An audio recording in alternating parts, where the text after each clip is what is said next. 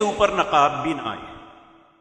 اس طرح سکارف جو ہے اسے اپنے اوپر لے لیں، چاہے اس طرح کر لیں یا بکسوگا وغیرہ جو لگانا چاہیں۔ کہ خواتین کا احرام ہو، آپ نے احرام کی نیت کیا کرنی ہے کہ جب آپ میقات پہ پہنچے آپ نے کہنا ہے اللہم لبیک عمرۃ۔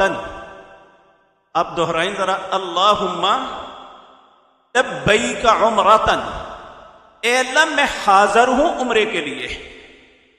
اگر آپ حج بدل کر رہے ہیں کسی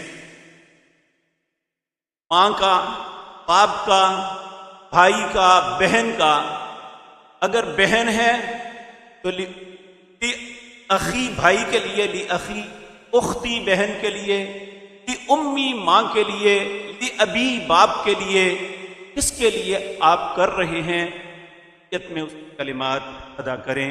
اگر آپ عربی میں نہیں، آپ اللہم لبیک عمرۃ، اے اللہ میں عمرے کے لیے حاضر ہوں، آپ اپنی زبان میں بھی کہتے ہیں، اپنے بھائی کے لیے، اپنے باپ کے لیے، اپنے عزیز کے لیے، اپنے ماموں کے لیے، جس کے لیے وہ آپ، پھر آپ نے تلبیہ پکارنا ہے۔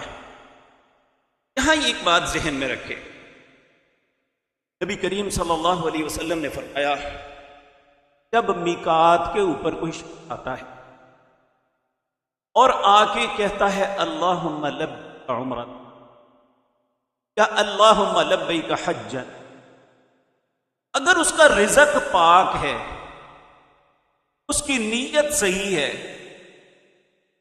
تو پھر آگے ہر حاجی کے ایک فریضہ اس حل کر، وہ کہتا ہے لبیک وسعدیک، تیری حاضری قبول کی جاتی ہے اور تیرے لیے خوش نصیبی کے دروازے کھول دیے۔ اگر خدا نخواستہ، اللہ ہم سب پہ رہے، اگر رزق درست نہیں، نیت اچھی نہیں ہے، نیت سے مراد کیا ہے؟ اللہ فرماتے ہیں بقرہ کے اندر میں یقول ربنا آتنا فی الدنیا وما لہ فی الآخرۃ، جو صرف دنیا کی طلب کے لیے یہ کام کرتا ہے اسے آخرت میں کچھ کیا ہونی چاہیے؟ وَمِنْهُمْ مَنْ يَقُولُ رَبَّنَا آتِنَا فِي الدُّنْيَا حَسَنَةً وَفِي الْآخِرَةِ حَسَنَةً وَقِنَا عَذَابَ، اے اللہ میں دنیا اور آخرت دونوں کی بھلائیوں کے لیے تیرے حضور حاضر ہوں۔